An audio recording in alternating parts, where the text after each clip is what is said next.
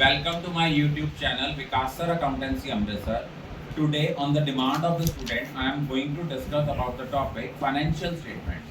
बेटा financial statements क्या होती हैं? फाइनेंशियल स्टेटमेंट वो स्टेटमेंट्स हैं जो हमें हमारी बिजनेस की फाइनेंशियल पोजीशन के बारे में, प्रॉफिटेबिलिटी पोजीशन के बारे में बताती हैं। उनको हम फाइनेंशियल स्टेटमेंट्स कहते हैं।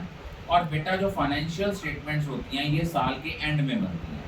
तीन तरह की फाइनेंशियल स्टेटमेंट्स होती हैं: trading account, profit and loss account and balance sheet. Trading account हम क्यों बनाते हैं? In order to know excess of sales over cost of goods sold. और प्रॉफिट एंड लॉस अकाउंट बनाते हैं in order to know about the net profit और net loss during the year. और financial position जो है वो हमें बताती है एक पर्टिकुलर डेट को हमारे एसेट्स कितने हैं, हमारी लायबिलिटीज कितनी हैं। तो फाइनेंशियल स्टेटमेंट का दूसरा नाम जो है वो पोजीशन स्टेटमेंट भी होता है। तो जब हम ट्रेडिंग अकाउंट बनाते हैं, एक चीज याद रखना, ट्रेडिंग अकाउंट की क्रेडिट साइड पे आती है net sales. Net sales means sales minus sales return. और सेल्स रिटर्न का दूसरा नाम जो है दैट इज रिटर्न इनवर्ड। और उसके बाद एक लेते हैं क्लोजिंग स्टॉक, और क्लोजिंग स्टॉक को वैल्यू करते हैं कॉस्ट प्राइस और market price which ever is less. Debit side पे आता है ओपनिंग स्टॉक।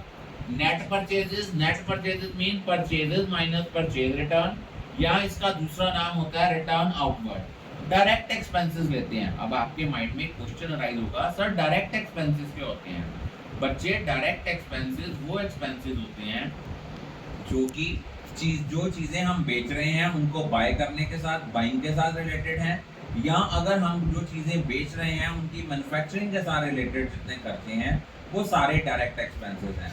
तो मैंने बोर्ड के ऊपर कुछ ऐसे एक्सपेंसेस की एग्जांपल्स लिखी है जो नॉर्मली डायरेक्ट एक्सपेंसेस हैं। दैट इज वेजेस अकेला लिखा है, अकेला कैरेज लिखा है, कैरेज इनवर्ड है, फ्रेट ऑन परचेज है। इंपोर्ट ड्यूटी क्या होती है? जब हम फॉरेन से कोई प्रोडक्ट मंगवाते हैं, खरीदते हैं, उसके ऊपर जो ड्यूटी पे करते हैं, टैक्स पे करते हैं, that is termed as import duty. कोई मैन्युफैक्चरिंग एक्सपेंसेस हैं, फैक्ट्री लाइटिंग है, कोल गैस एंड वाटर है, वेजेस एंड सैलरीज हैं तो वो डायरेक्ट हैं। अगर सैलरीज एंड वेजेस हैं तो वो डायरेक्ट नहीं है। अगर आपका क्रेडिट साइड का टोटल ज्यादा है और डेबिट साइड का टोटल कम है तो वो हमारा क्या है? ग्रॉस प्रॉफिट है। दोबारा देखो, ट्रेडिंग अकाउंट की क्रेडिट साइड पे आता है net sales. Net sales mean sales minus sales return.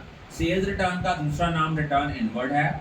और क्लोजिंग स्टॉक हम तब लेते हैं विच कॉस्ट प्राइस और market price which ever is less because of conservatism concept. Debit side पे लेते हैं ओपनिंग स्टॉक, परचेजेस नेट लेते हैं। Net purchases mean purchase minus purchase return, या परचेज रिटर्न का दूसरा नाम रिटर्न आउटवर्ड भी होता है। फिर लेते हैं डायरेक्ट एक्सपेंसेस। बेटा डायरेक्ट एक्सपेंसेस क्या होते हैं? डायरेक्ट एक्सपेंसेस वो एक्सपेंसेस हैं जिन चीज़ों को हम बेच रहे हैं उनसे रिलेटेड, जो खरीदने से रिलेटेड, बाइंग से रिलेटेड जो खर्चा है, या उन चीज़ों की मैन्युफैक्चरिंग से रिलेटेड जो खर्चे हैं वो सारे डायरेक्ट एक्सपेंसेस हैं। Like wages, carriage inward, freight on purchase. Import duty होता है, अगर हम गुड्स बाहर से खरीद रहे हैं तो उसके ऊपर जो ड्यूटी पे कर रहे हैं वो उसको बोलते हैं इंपोर्ट ड्यूटी। कोई मैन्युफैक्चरिंग एक्सपेंसेस हैं, फैक्ट्री लाइटिंग है, कोल गैस एंड वाटर है, फ्रेट ऑन परचेज है, वेजेस एंड सैलरीज है। अगर हमारा क्रेडिट साइड का टोटल ज़्यादा है और डेबिट साइड का टोटल कम है तो वो ग्रॉस प्रॉफिट है।